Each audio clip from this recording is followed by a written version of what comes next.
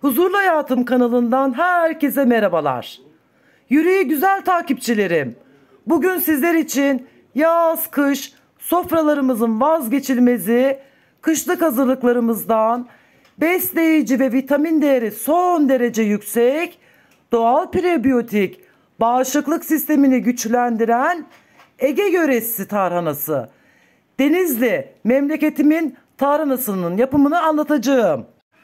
Tarifini vereceğim tarhana ölçüleriyle ortalama 15 kilogramlık tarhana elde edebilirsiniz. 5 kilo kırmızı etli biber, daha önceden yıkanmış, hazırlanmış. Bir miktar nane ölçüsü, damak tadınıza göre ayarlayabilirsiniz. Bir demet maydanoz, 3 kilo süzme yoğurt, 3 kilo kuru soğan, 3 kilo yumurta domates, salçalık domates, 3 kilo nohut, bir gün önceden ıslatılmış. Nohutumu yumuşayıncaya kadar kaynatıp hazırladım. 10 yemek kaşığı kaya tuzu, 7 kilo un. Tüm domateslerimizi yıkayıp güzelce gösterdiğim şekilde kesip hazırlıyoruz. Yıkamış olduğumuz kırmızı biberleri de göstermiş olduğum gibi güzelce kesip doğruyoruz. Kabuklarını soyup temizlediğimiz tüm soğanlarımızı İri olacak şekilde güzelce doğrayıp hazırlıyoruz. Bir demet maydanozumuzu iri olacak şekilde doğruyoruz. 3 kilo nohudumuzun tamamını bir gün önceden suda ıslatıp düdüklü tencerede güzelce yumuşayıncaya kadar kaynattıktan sonra kevgirden suyunu süzüp blenderla güzelce püre haline getiriyoruz. Evde blenderımız yoksa bu işlemi çatalla da yapabiliriz. Tüm malzemelerimiz hazır olduğuna göre şimdi tüm malzemelerimizi harmanlayıp tencereye yerleştirip pişirmeye geçelim. Tenceremizin dibi tutmasın diye en alta çabuk kendi suyunu salması açısından bir miktar domates, bir miktar kırmızı biber, bir miktar soğan, maydanoz, sonra tekrar tüm malzemelerimizi karışık olacak şekilde sırayla tencereye ekleyip kısık ateşte kontrollü sürekli karıştırarak malzemelerimiz yumuşayıncaya kadar pişirilir. Tüm malzemelerimiz pişme esnasında tenceremizin üstü aşağıya doğru indikçe kalan malzemeler de tencereye ilave edip pişirilir. Tencerede pişirmiş olduğumuz malzemelerin fazla suyunu tencerede bırakırsak yoğurma esnasında çok fazla un ihtiyacı olur. Bu vitaminli suyu ben süzmüyorum. Malzeme ile özleşip lezzeti ve vitamini artsın, daha güzel bir tarhana aroması oluşsun diye güneşte bir gün bekletiyorum. Güneşte bir gün bekletmiş olduğumuz tüm malzemeleri blenderdan geçiriyoruz. Sıra geldi tarhanamızı yoğurma işlemine. Büyükçe bir leğenin içerisine püre haline getirdiğimiz tüm malzemeleri sırasıyla döküyoruz. Güneşte dinlendirip blenderdan geçirdiğimiz malzemelerimizi, arkasından nohut püresini, süzme yoğurdunu, nanemizi, kaya tuzunu ve aldığı kadar un. Elimde şu an 5 kilo un paketi var ve ben ilave ettikçe miktarını sizlere açıklamalar kısmına yazacağım, ne kadar un gittiğini. Püre haline getirdiğimiz malzemeleri leğenimize ekledikten sonra ben üzerine çabuk mayalanması açısından 1 yemek kaşığı instant maya ekliyorum ve tekrar karıştırıyorum. Onun üzerine 5 yemek kaşığı kaya tuzumu ilave ediyorum. Onun üzerine 3 kilo süzme yoğurdumu ilave edip karıştırıyorum.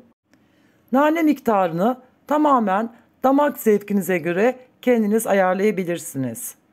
Karışımımızın üzerine un eklerken torbamızın tamamını boşaltmıyorum. Kontrollü bir şekilde azar azar ekleyip yoğurarak miktarını yoğurdukça belirliyorum.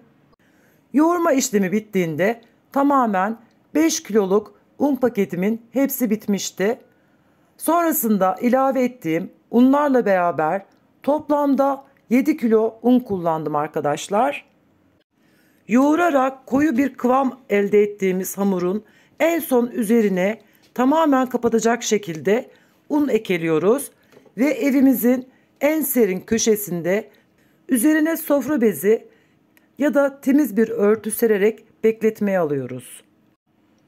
Hamurumuzu yoğurma işleminden tam bir gün sonra sofra bezimi açtığım zaman üzerine eklediğim unların çatlamış olduğunu fark ettim.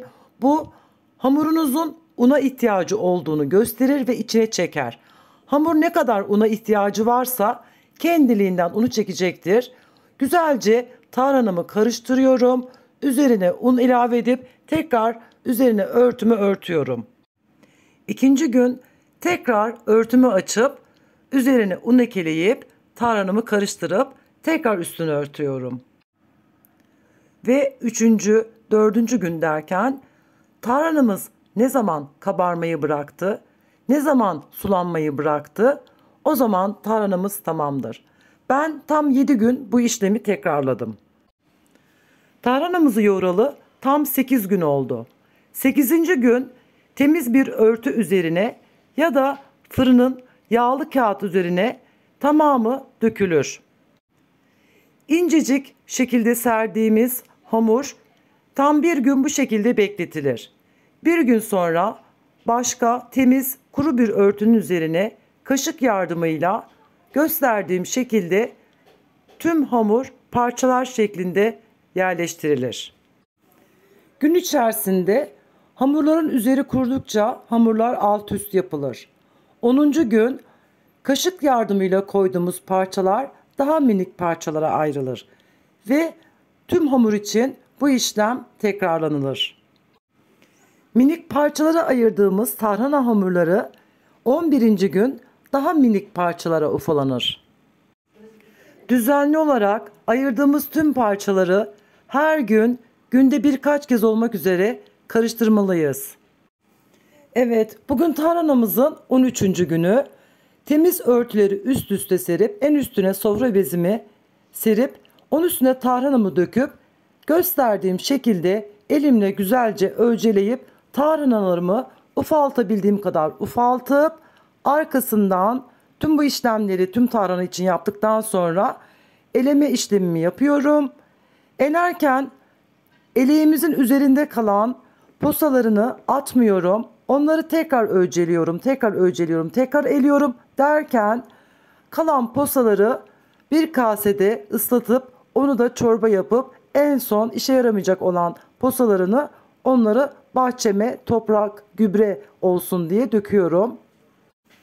Elemiş olduğum tarhanalarımı temiz bir örtü üzerinde günde 2-3 kez karıştırmak suretiyle tam 2 gün beklettim. Hava çok sıcak olduğu için tarhanam rahatlıkla kurudu.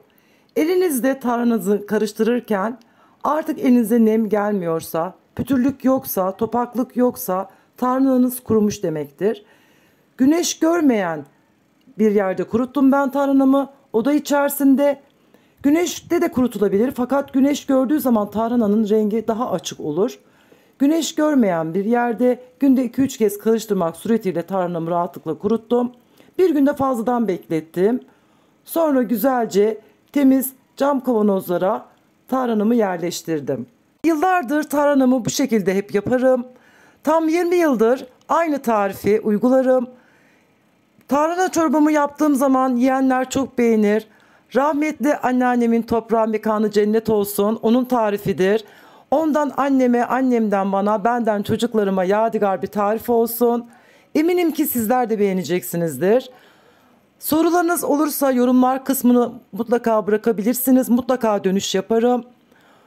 Yorum yazmak istemeyenler bir emoji, bir selam, nereden izlediklerini tanışmak adına yazarlarsa, kanalıma abone değilseniz abone olmanızı çok çok rica ediyorum emeğe saygı adına. Elimden geldiğince, dilim döndüğünce tarhana nasıl yapılır anlatmaya çalıştım. Bir sonraki videoda görüşmek üzere. Hoşça kalın. Allah'a emanet olun.